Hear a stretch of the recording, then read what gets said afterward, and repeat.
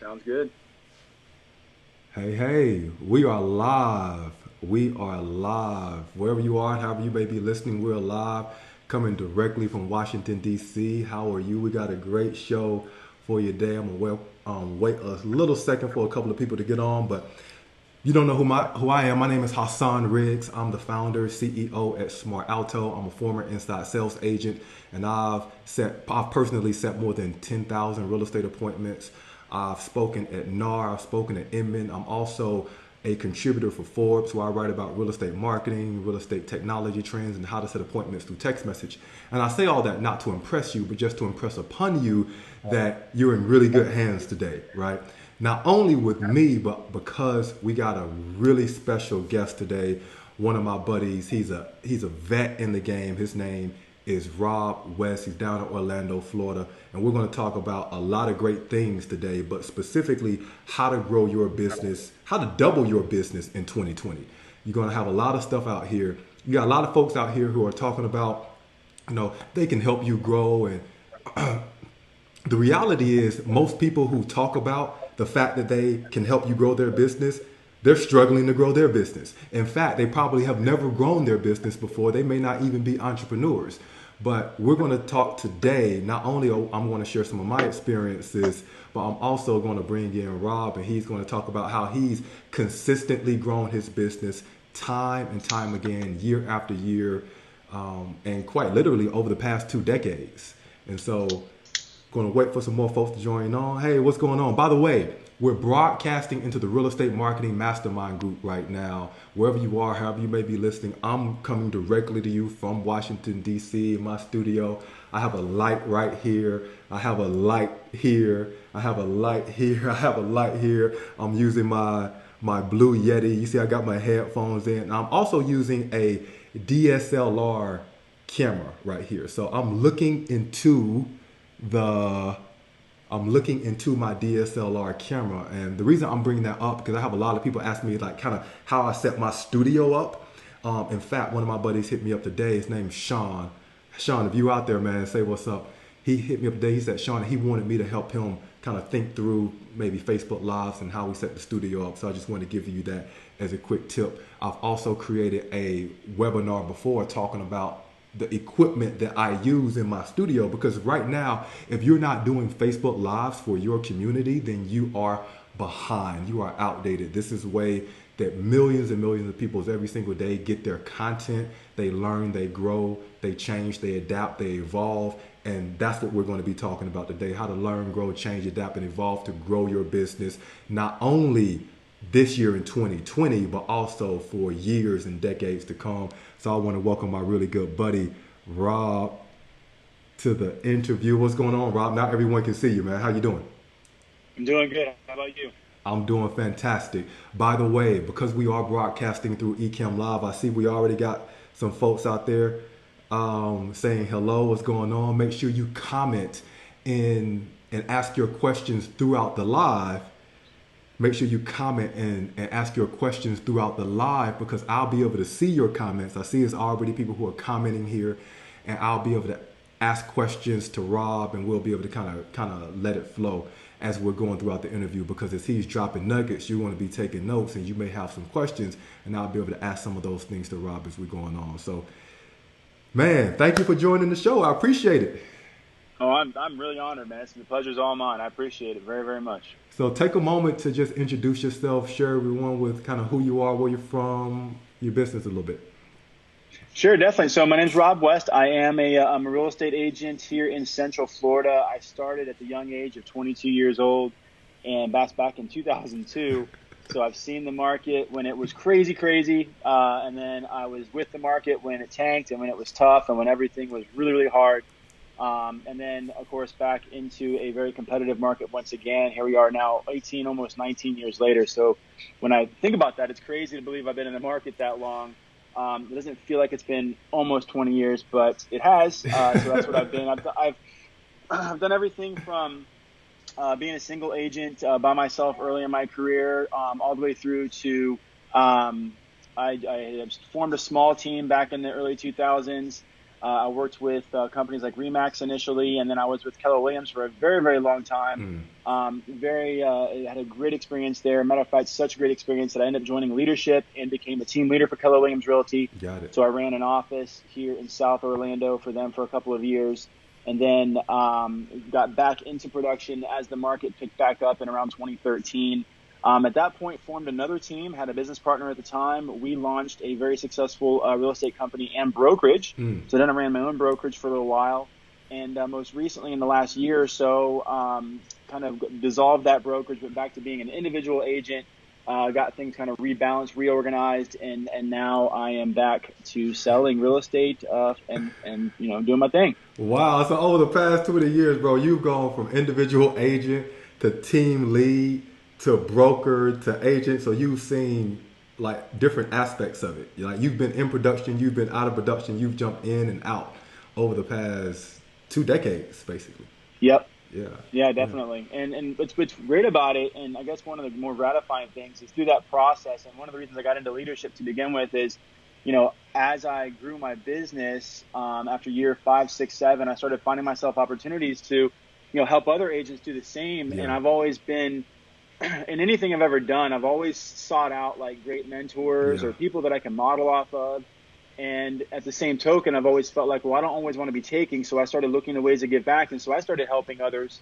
And that kind of led me into leadership. And I think I found my most, probably some of my most gratifying moments in real estate have been when I was helping build other agents' businesses. And I know that sounds kind of hokey, but truth be told, it was like something I really was passionate about. And so being a team leader with KW gave me the ability to do that at a high level. And it was awesome. So I really, really enjoyed my tenure in that position, getting to coach and mentor. And I worked with some huge teams, and I worked with some brand new agents. I had a huge variety of agents I worked with, and that was great. And then running a brokerage and running a team of 11 of us, I did the same thing. I had a team directly under me. I was mentoring people on a daily basis, overseeing all of that. And myself and my business partner did a great job of really building a machine. But we built it off of models and off of things that we learned from others that were doing it at a high level too. So I'm very grateful for the mentors and the people that have helped me. And I'm also very grateful for the experiences that I've had helping others. Yeah, man, you hit on a really, really important thread there, and I hope everyone picks it up. So everyone knows I'm the founder, CEO at Smart Alto, right? So I run a technology company. The people, and I know some really wealthy people who've built their wealth through technology. Most of the wealthy people I know, they started off wanting money and ended up wanting to do something meaningful for other people. They ended up wanting to make an impact on other people's lives. And I've seen that kind of from what you just said, Rob, like, man, you started in the business, you were young, you were like, man, I think this is a great way to potentially build wealth. And ultimately you ended up getting some of the greatest fulfillment and value out of your career by helping other people, right? Absolutely. Yeah. If people ask me all the time, what's the favorite thing I've done, or what's my, where in my career was I most, I don't want to say most happy, but just where did I get the most satisfaction? And I love my customers passionately, and I love helping people buy and sell houses, and I love sitting at closing and knowing that I've helped a family make it to the next stage in their life. But there was a point in my career, and I'll never forget this. It was the very first week or two in the position of team leader, and the operating principal of this office gave me an office that was underperforming. It hadn't had leadership for probably over a year. The office was like like the redheaded stepchild of the group. Yeah. But it had heart. And when I sat down with the leadership committee being interviewed, I could see that they really wanted someone to come grab the reins. And so I really took it seriously. In my first or second week there was one night I was staying late. I was there at like 8 o'clock at night. No one else was there. And I'm walking through the office to get ready to lock up. And there was one agent in her office. She was packing her things. She was packing up and leaving. And that wasn't uncommon to that office because agents were leaving that office due to lack of leadership. And I walked in and I said, hey, what's going on? And obviously I caught her off guard. She goes, oh gosh, I'm leaving and I'm getting out of the business. I'm going to go find a full-time job where I can support my family at a higher level. And I basically, pleaded with her. I said, look, can you give me 30 days? I don't know what your finances are, but can you give me 30 days and just listen to me, hear me out. Let me work with you. Let me help you relaunch your business and get back out there. And I really want to see you succeed in this. And you've been around for a while. You're one of our core agents, blah, blah, blah. So she gave me the 30 days. She gave me the 60 days. She worked with me. And I don't get any credit other than just being a guiding light. Yeah. She really did put in the work. Yeah. And what I'm getting to is the most gratifying thing ever was a year from that point, she had sent me a text and said, a year ago, you stopped me from walking away from this business. And here I am taking my family on a cruise, and things are much, much better. And my production is better than it's ever been. Wow. So thank you. Wow. And that simple thank you, I mean, it almost brings tears to my eyes. Like, it's such an amazing thing. And her and I are still friends to this day. Yeah. But it was such an impact to see that I had an impact on somebody else in that capacity. And again, I didn't do anything other than just give that push, that motivation, and show some systems and some models that could be implemented. She did all the work. She earns all the credit. But that really meant a lot to me. And so when I think of the moments in my career that had the most impact, that was one of those, and that was one of those times. Yeah, that's such an impactful story. I think one of the things that people don't always realize is that, listen, when you become an entrepreneur and you start a business, it can be really lonely, and you need good training. You need sometimes just somebody to talk to and vent to, and good coaching, good direction. Like I say this all the time, you need the desire, the direction, and the discipline. The desire is all about your goals. What is it that you really want? Your direction is the strategy on how to accomplish your goals, and the discipline to actually measure your success so you know whether or not you're winning. And people need that structure and they need that framework, because without it, they're just kind of out there by themselves. And so business can be really difficult, and you need good folks like you to kind of help them along, especially new agents in the game, but even really experienced agents and teams. Everyone needs a coach. From Michael Jordan to LeBron James, everyone needs a coach, right? So you've had a coach before, yep. right? Weren't you with Tom Ferry, I think? Actually, Mike Ferry. Mike Ferry, yeah. And so you've been in the business for basically 2 decades, right? Talk to me about some of the things that you've seen changing with technology trends, with coaching trends, with lead generation, with lead conversion. Talk to me about all those things and how you've seen it change over the course of 2 decades, even going through a downturn. Yeah, definitely. So the one thing I'm going to kind of step back to what you just said is a key element of what makes adapting in a changing market possible.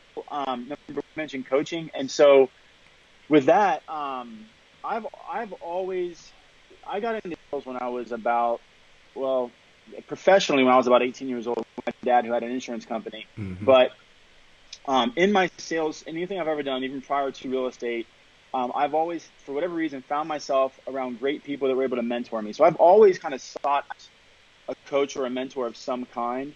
And in real estate, I had mentors early in my career. I just happened to find them. What you ask the universe for, it deliver on, right? So I just kind of sought that out, and I lined myself up with the right people, and was able to get great mentoring right out of the gate. But in 2006, I feel very lucky to say that for some reason, at a young age of 26 years old, I was able to see something happening in the real estate market. Like, okay, I got in when I was 22. You could put and you would find the buyers, you would sell their house, and they would buy something else that was really, really easy, like way too easy. Yeah. And at the time, if I made $100,000, like, that was crazy, because I was only 24, 25 years old, making 6 figures, and like, that was nuts, because I came from a position where I only made like 30. So it was super easy. But in 2006, it became less easy. It started changing, and I started seeing something, but I didn't know what it was. And again, I consider it lucky, because something in my heart, in my gut, said, go and seek out someone that can guide you as to what's happening, because I knew something was going on. And so I ended up finding my way to the Mike Ferry organization, who ultimately showed me how to lead generate through cold calling. And it was something that initially I was very scared of. Like, people would see me today on the phone and think I've never had a fear of the phone ever. But again, this was 16 years ago.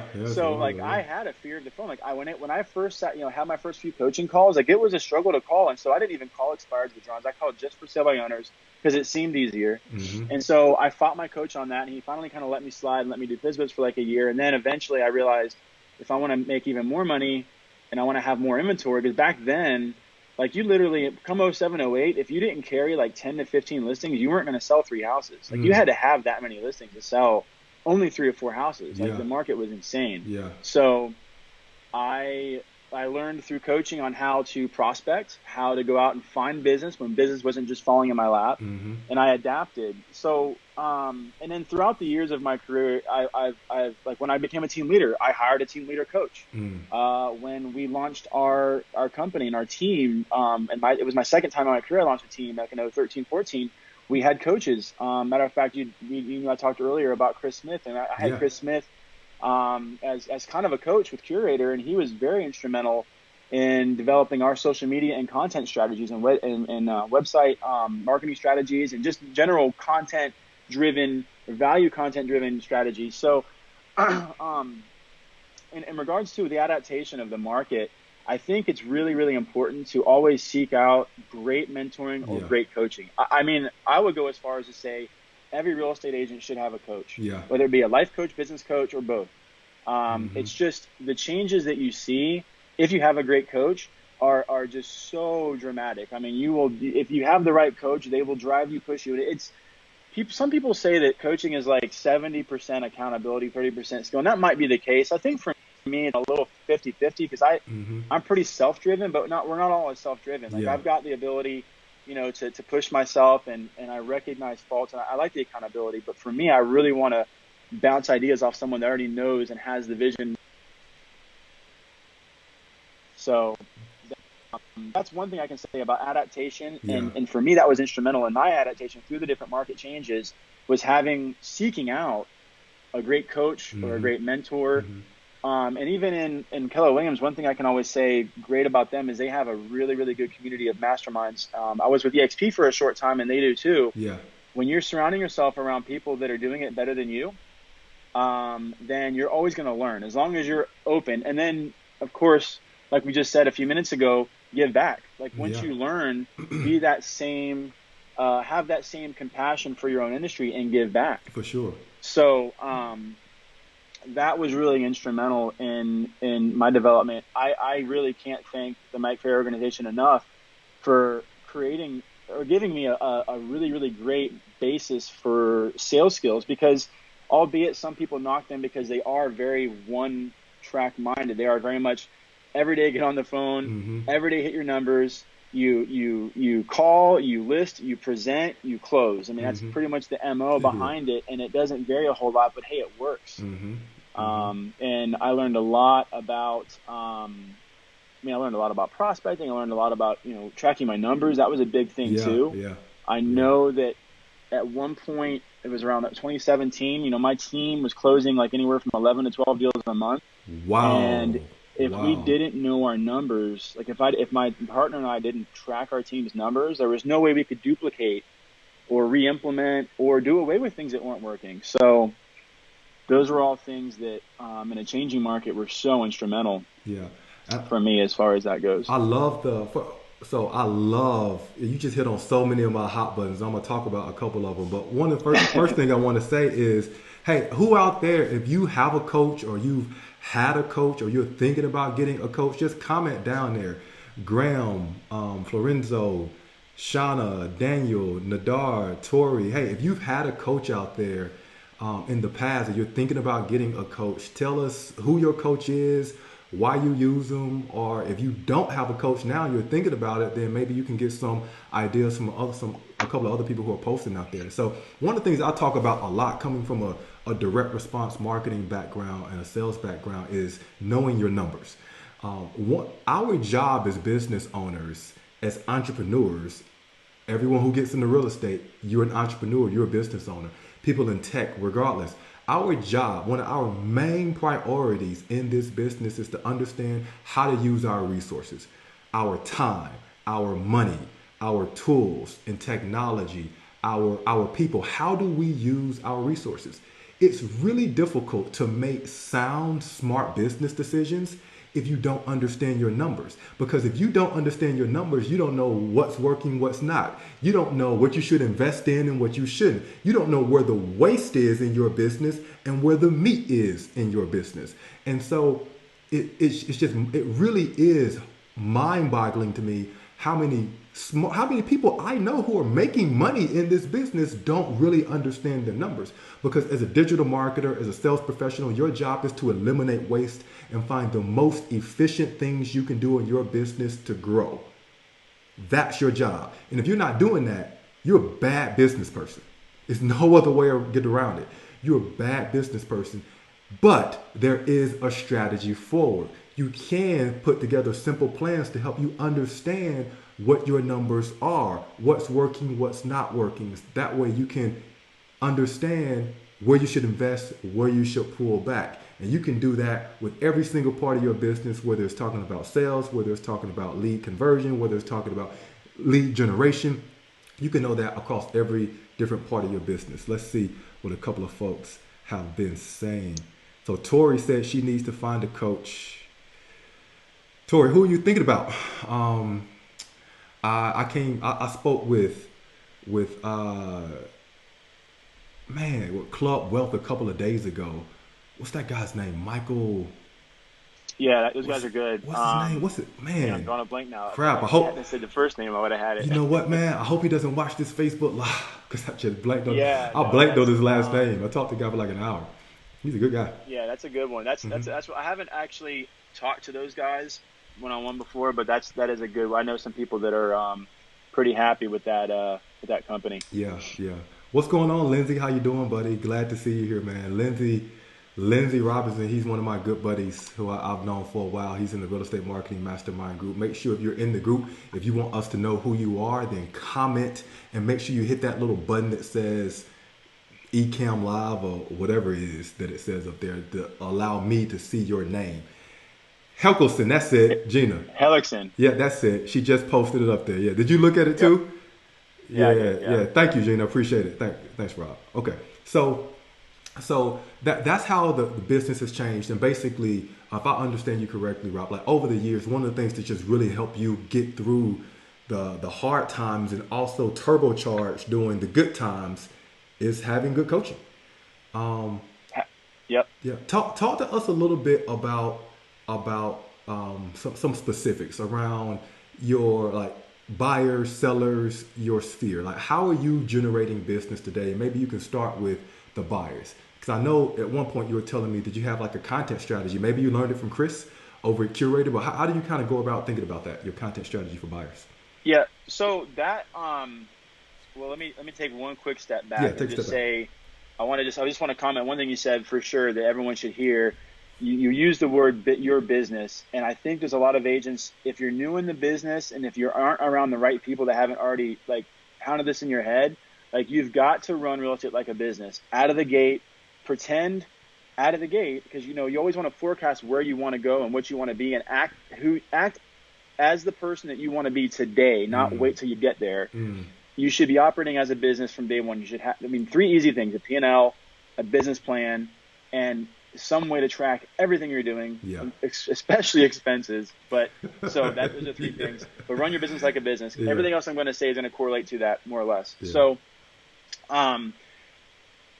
as far as the different strategies, before I jump into buyers, let me just say that it all leads, like everything that comes from your business, I would say you should, right out of the gate, if you're starting out or if you've been in business for a long time like me, take very, very, very good care of everyone you know, your friends, family, what I would call the center of influence, sphere of influence, and your past clients. Like that, you should be always, that should be the primary focus of your business year over year. And I will tell you right now, when the market changes again, and it will shift again, that will feed you better than any other lead source you can buy, is your past clients, your sphere of influence, friends and family, and take good care of them.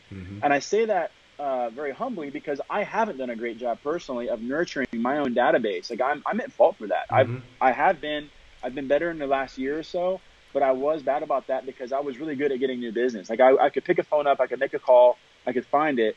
But I for some reason just let the other stuff go. And so in the latter years here, I've been a lot better about working my sphere of influence. It's really easy with social media now, way easier than it was when I first got in the business, but you still have to bring value. So everything you're going to hear me talk about as far as like my buyer strategy, seller strategy, stuff like that, all comes from like being value based, because we live in a world now where like everything is at everyone's fingertips. Like you Yep. can find information. Yep. My kids like yell out Alexa and they get an answer. Like that's crazy. You know, Yeah, yeah, so it's just how it is. yeah. And you can get, so everybody they don't need us as much as they used to need Hmm. us. So you better bring the value if you're going to get repeat business. You better bring the value if you're even going to get the front end You're business. right about that. So so I want to first say that a big grit of your business should come from, if you don't have past clients, it should come from friends, family. Like if you're a parent, that's super easy. Like volunteer at your kids' schools, become a community expert, volunteer in your community, get into community groups on Facebook,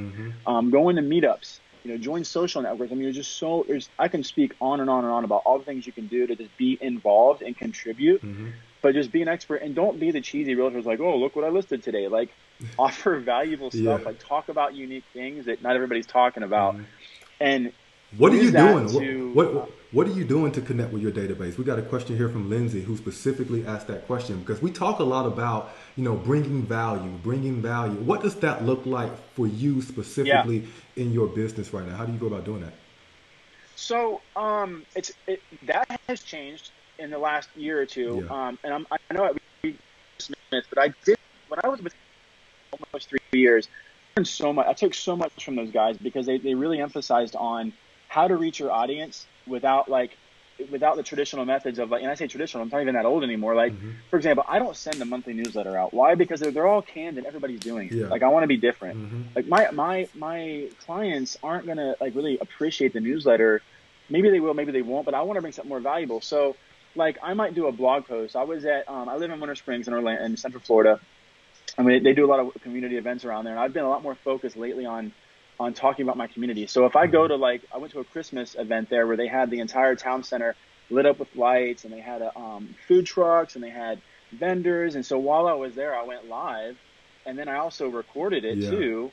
And I did a quick little video about, hey, look at this cool event Winter Springs is doing, blah, blah, blah. And I blasted it out to my database, again, showing what's available. For sure. Or I might do a blog post. Like I keep using Christmas because it just came, but like I did a post about, where to see the best Christmas lights all throughout Central Florida. And then I make that blog post. I make it a post on my business page, and then I blast it out as a blog post to my entire database of my past clients and sphere of influence. Yeah. We were talking about that maybe 6 weeks ago, and you were like, "Crap, I'm going to do that." Yeah, so good. I'm glad to know you did that. It was really easy. I just Googled it. It was really simple to do, and I just created a quick little blog post. It took me, 15 minutes, and I'm spoiled because for the up until this past years prior, I had a marketing rep and a full and everything down to just rebuilding. But even doing it myself.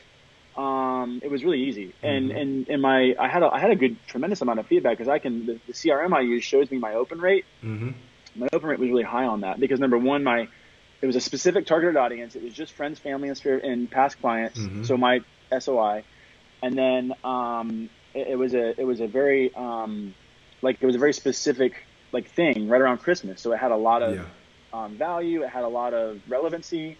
And therefore people settled and they opened it and it was easy. And then I still do some traditional stuff. Like when I take a listing, if it's a good listing, I'll blast it out to my sphere of influence. Or I'm now getting into market specific data. So I just moved over to Caldwell Banker, and they actually have a system that allows us to go into a neighborhood and create a market report that's very interactive and very specific. So now I'm going through and I'm adding each one of my customers individually and asking their permission to send them this once a month. It's automated. It generates that. But it's better than a newsletter. It's better than a silly recipe or whatever else.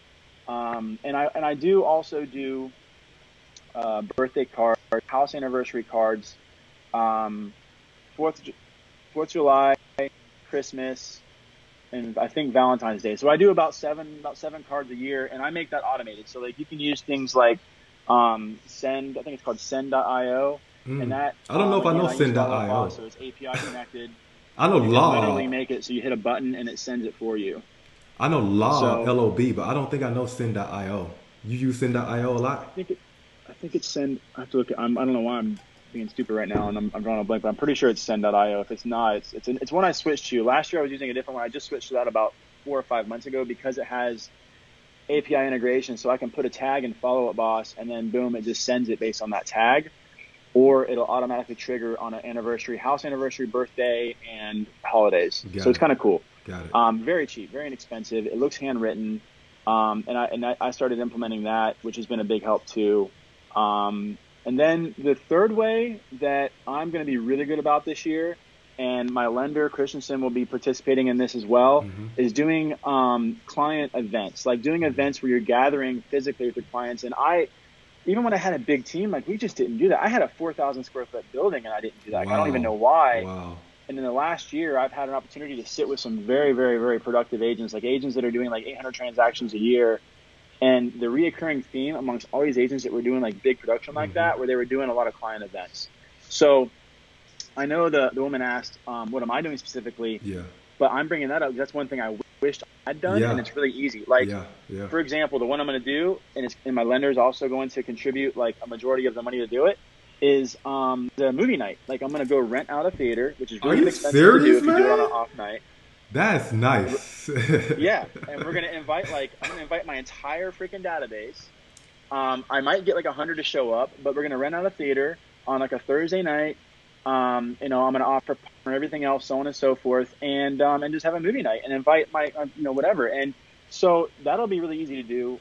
Picnics are easy to do in the summertime, stuff like that. Like, there's a lot of different ways you can do it, but you can partner with your vendors too, and because they're going to benefit from being a part of your sphere. But that's a really great way. But I personally think that every agent that has, even if you have 10 past clients, you should be doing, if you're not quarterly, at least twice a year, doing a client appreciation event. Yeah. You don't have to call it client appreciation. Just call it, I don't know, you can call it, hey, client day or whatever you want to call it. But you should be doing 2 events where you're physically in front of them. Combine that with like pop buys where you're just dropping off stuff. Those are some, in my opinion, the most impactful ways to influence your clients. And I'm using most of those, except for this is the year where I'll be doing the events. Yeah, I love that. I literally over the holiday break went to one of my friends in this area. She was an individual agent, closed 57 transactions last year, but now she's a broker, and she just held a client event. And I went to it, and it was literally 75, 85 other people in there. She had food catered. It was, it was friends, but friends brought friends, right? And now they're all introduced to her brand in a very casual, non-salesy way, but also reminding folks that, hey, if you're here to do business, I'm an agent. I can help you. Trust me, there was a part of that was kind of layered throughout the entire night. So that client appreciation, I'm just a big fan of that. They're very smart. That's huge. Lindsay, would you do me a favor? Rob, a couple of moments ago, he mentioned Send.io, and I mentioned Lob.com. Would you do me a favor and put that in the comment section so that everyone can see it? Because I don't have the ability to do that right now, and I know you're out there watching, so that would be a big help. Okay, cool. So let me get to a couple of more questions here, Rob, because I think some people asked you some stuff, man. They're loving this. So what's the name of the car company you use? I think we talked about that. Okay. Oh, is that who you use for your CRM, Follow Up Boss? Okay, great. Yeah. So Deborah asked, what's the name of the car? Every CRM out there, I've tried them all. I love a lot of them. Yeah. I'm just really? Yeah, Follow Up Boss is good. I know Dan and Dave pretty well. Yeah, and, good people. I know folks who use so for a while, Curator was driven by Follow Up Boss, right? Yeah. But they recently man. Like one of the last things that Chris did before he left, I think, is moved everything over to Chime. Huh. Oh, yeah. Okay. Right. That makes sense. Who was driving the IDX for you at Curator? Was that Home? I heard it was like Homes.com. I didn't know that. No, not when we were there. I think when I was a part of Curator, one of the reasons that we left is the missing element was, at the time, was somewhat of an IDX style. Like, how KV Core has their own built-in IDX, and Commissions Inc. and all those companies, Boomtown, they all have their own built-in IDX. At the time, Curator was that was one element we were missing, and we had to have our own kind of source it inward. I don't know who was driving it. It might have been, I thought it was Lone Wolf Technologies, but okay. But it wasn't as good as we wanted, and we ultimately went to another platform that allowed us to have that all built in. But yeah. Yeah. Okay, no, that makes sense. Let me just take a look at some of these comments. One of my colleagues did that. So Rob, Gina was saying one of her colleagues did a kind of client appreciation event. I'm wondering, Gina, how did that go? Could you let everyone in the comments know how that went? Taking a look at some of these other comments. Tori said she doesn't know any. Maybe she's talking about coaches. Tori's a lot of coaches out there. Rob, who are some of the best coaches that you've heard out there in the marketplace so that she doesn't have to start from scratch? Obviously, you Yeah, used Mike so I before. like Mike Ferry is still really good if you want to have like a hardcore telephone prospecting business. Like they'll teach you the skills scripts and all that kind of stuff. They're awesome for that. Um, his son Tom Ferry has an amazing organization. I've interviewed with those guys several times, almost joined several times. Those guys Yeah. are great, expensive, but they're awesome, especially centered around focusing on creating relationships that go bilateral. So you're getting like they financial advice, lawyers, and really working your database and your sphere of influence. Those guys are great about that kind of stuff. It's a good business building coaching company. Mm-hmm. What's his Michael? Oh my gosh, the 7 Levels guy, Michael Mayer. Michael Michael Mayer. I know Mayer Michael Mayer. has a coaching company that's based around his book of 7 Levels of Communication, which talks about building just customers for life. Mm-hmm. And I love their coaching style. It's all centered around creating referrals. And then Brian Buffini is good. Craig Proctor is good. Those are all three of those, Yeah. like Michael Mayer, Craig Proctor, and Brian Buffini. All three are centered around building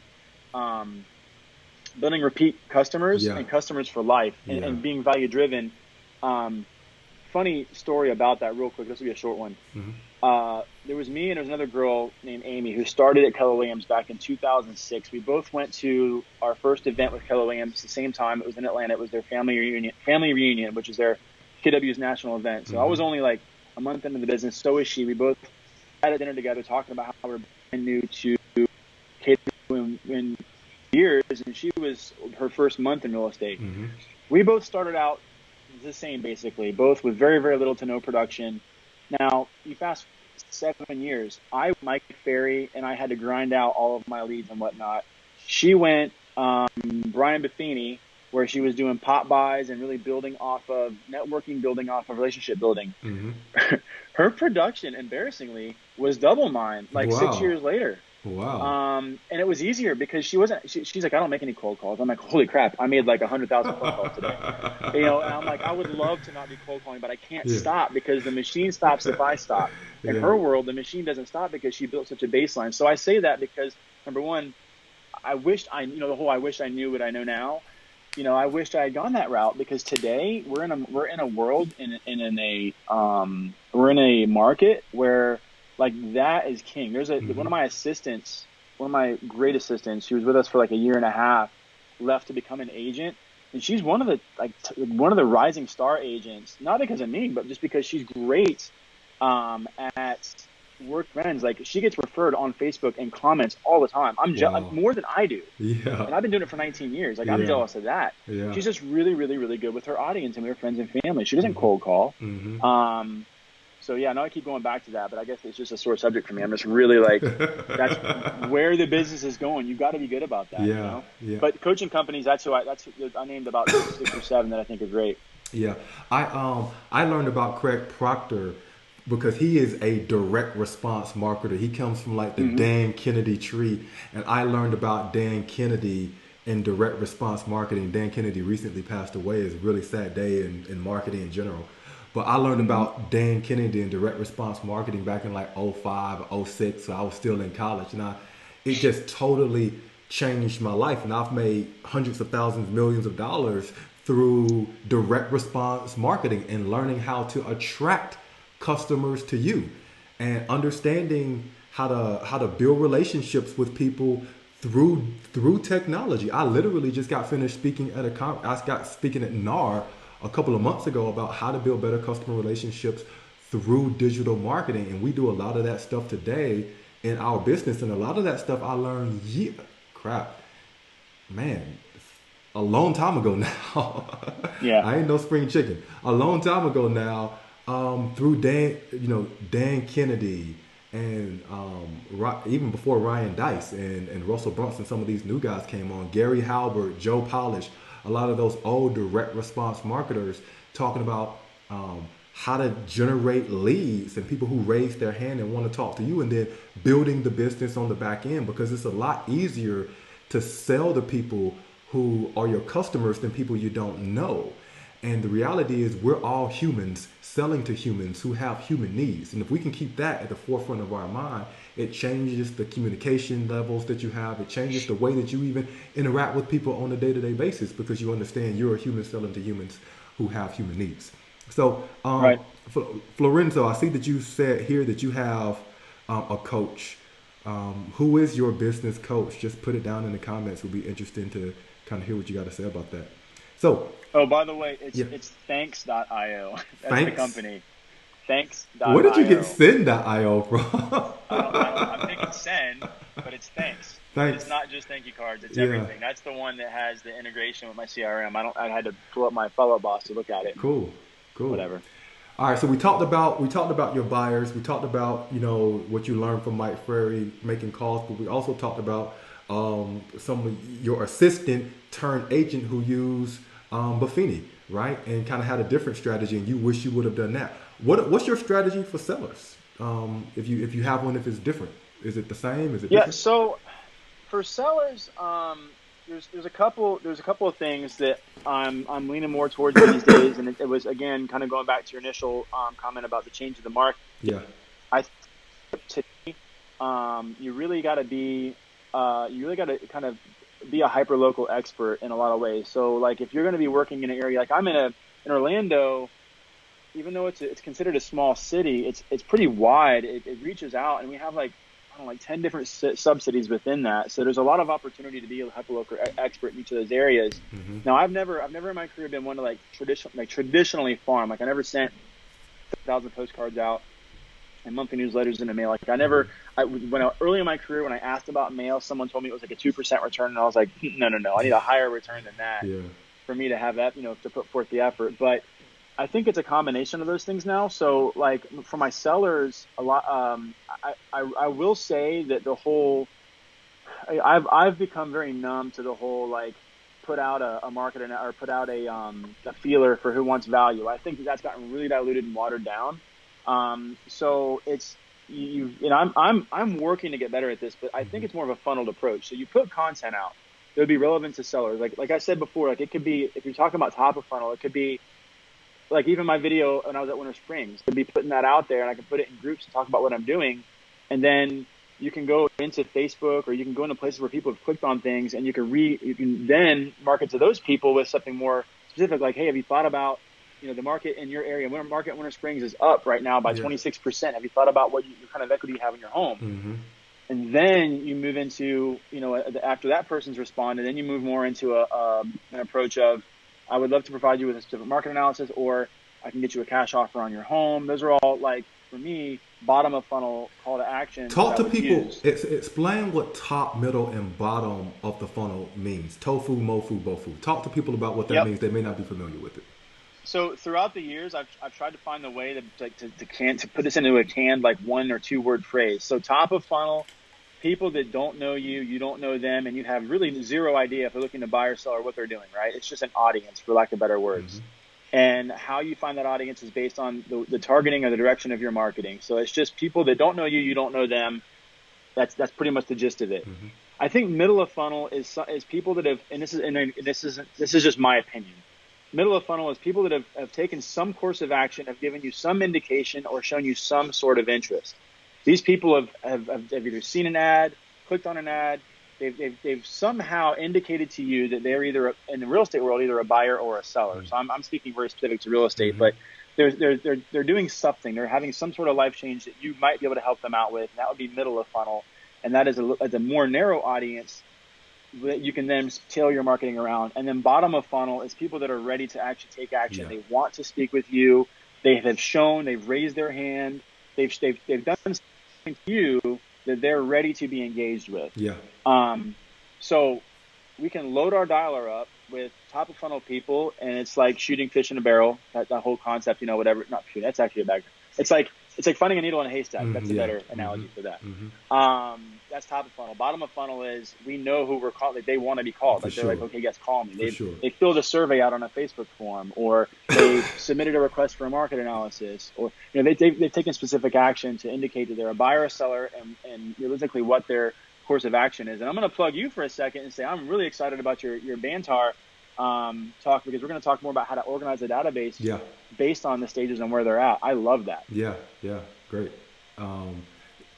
Graham got a question really quickly for you, Rob. He says, we'll put this on the sheet so everybody can see it. Is door knocking still a viable way to market, or has the times moved on to Facebook and other social media? What do you say, Rob West, to that? What's funny about that? It's really crazy that he brought that, because it has come up for whatever silly reason a lot in like lab code agents and blah blah blah. That come up a lot in the last 3 months. Yeah. I've been watching these conversations about it.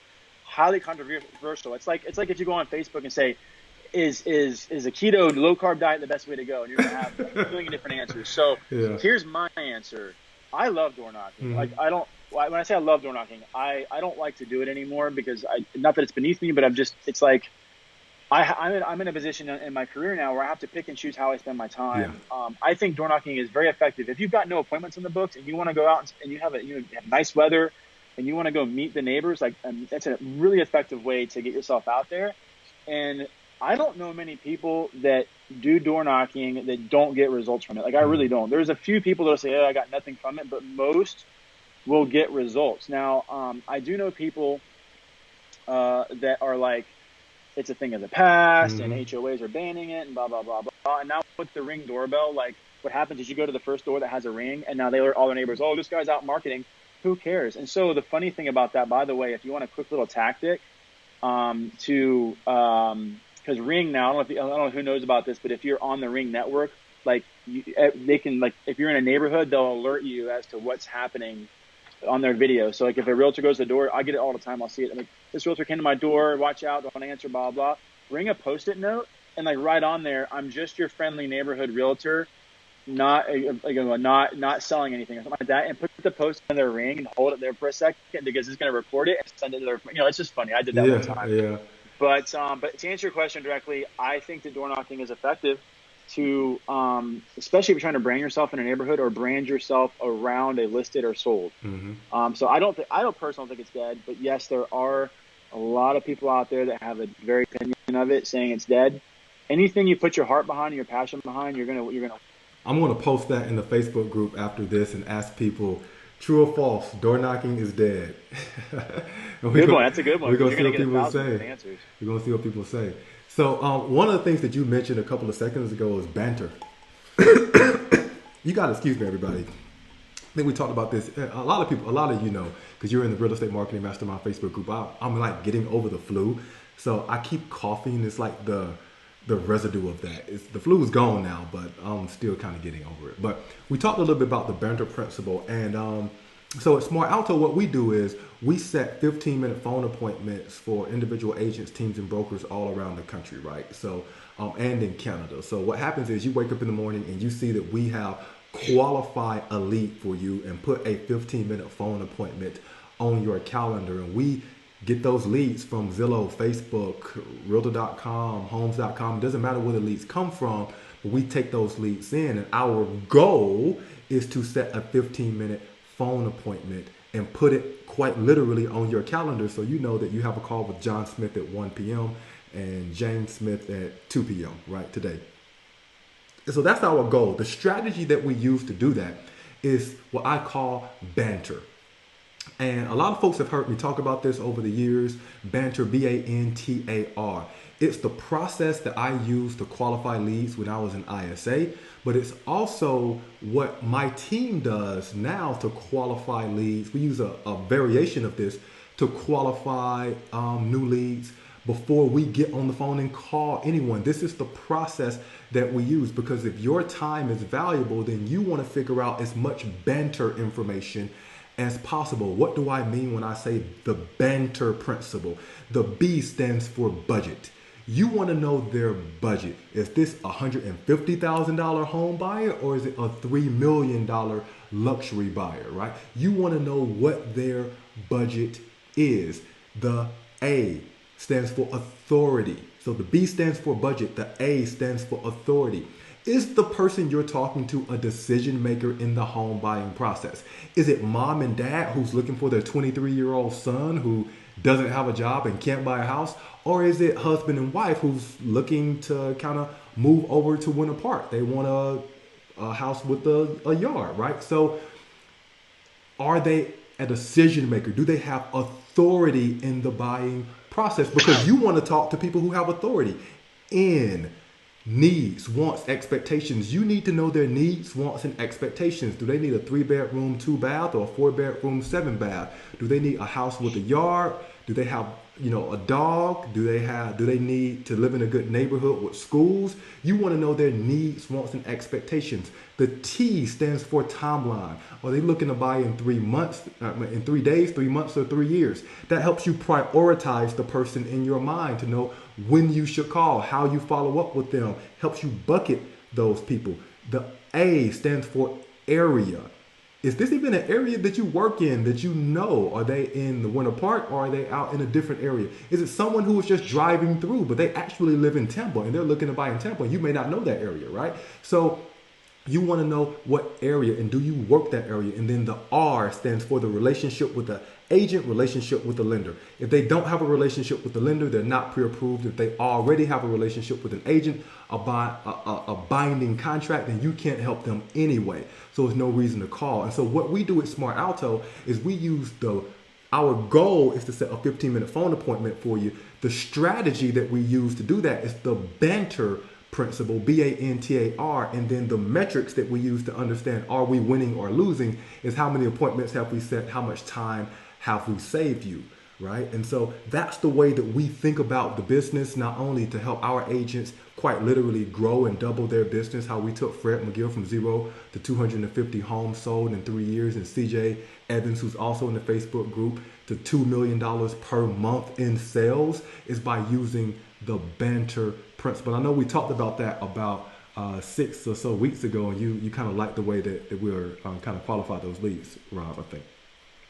Yep. No, I loved it. I think that's awesome. And then I need to get. I'm guilty of putting them all into the giant buckets, like hot, warm, nurture. Yeah. And I've been working towards. I've got a pretty significant sized database, like 15,000, 16,000 people. Wow. So I'm working through sorting that based on over the last year who's responded, who hasn't, so on and so forth. So yeah. That's awesome, man. Yeah, with those statuses, we talked about this briefly. I have a Facebook Live coming up on this Thursday at 2 p.m.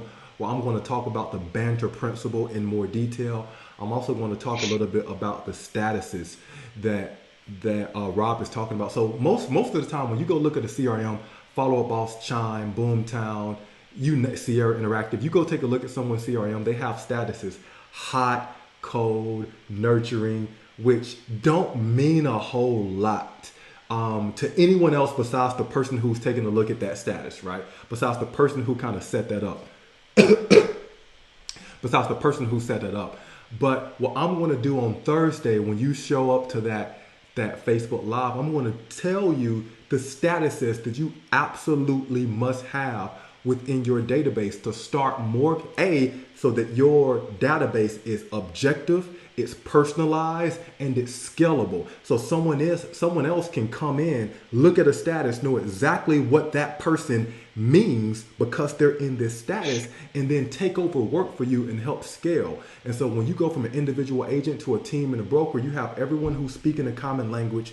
They know how to work the database. They know how to start conversations with people based upon the status that they're in, because that means when you look at a status, you know what you know about that person, the conversation you need to have with that person, and how to move them to the next stage. So we're going to talk a little bit about that on Thursday when you show up for that Facebook Live at 2 p.m. Eastern Standard Time. All right. So, Rob, I know we got a couple of more minutes here before we finish out. What are some like takeaways that you've learned over the past maybe 5-10 years about growing your business, something that you would tell an individual agent or a team who, they're doing business, but they want to take it to the next level? What are some key takeaways you would share with folks?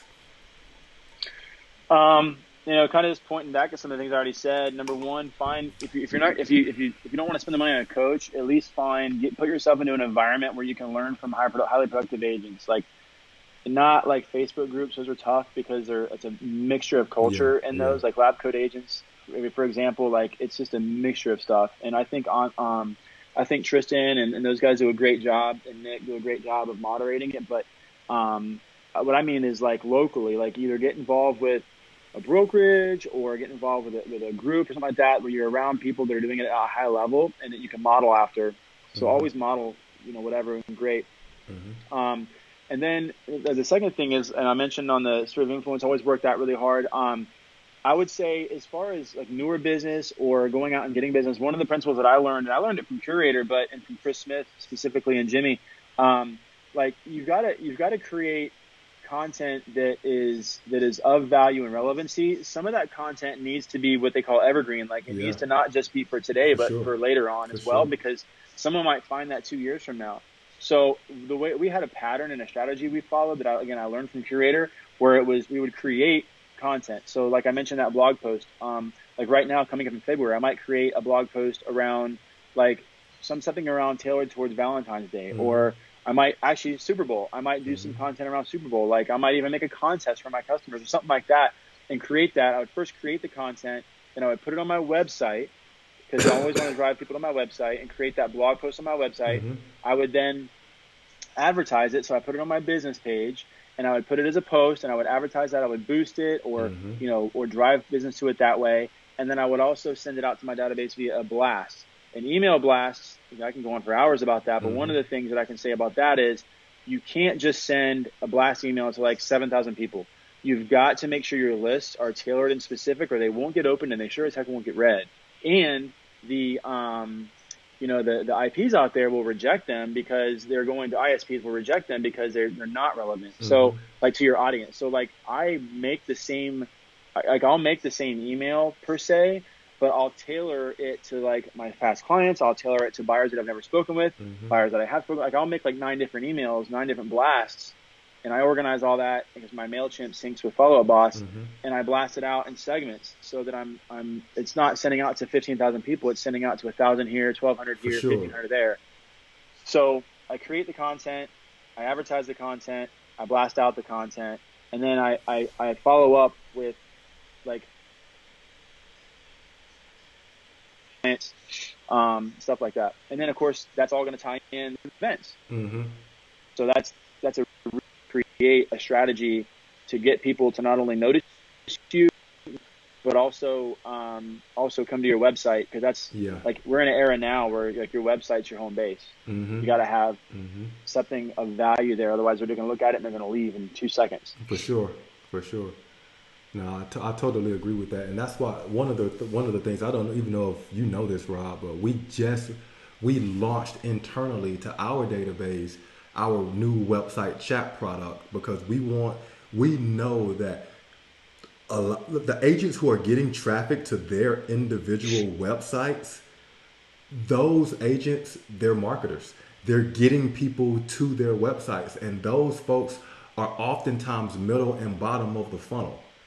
And so we have our website chat to automatically 24 hours a day, 7 days a week, engage those middle and bottom of the funnel buyers and sellers and qualify them and book 15-minute phone appointments with them. So if you go look in the Real Estate Marketing Mastermind group, you will see Lisa, you will see Steve Jolly, you will see a couple other folks who have posted about the results they're getting from the website chat that we have.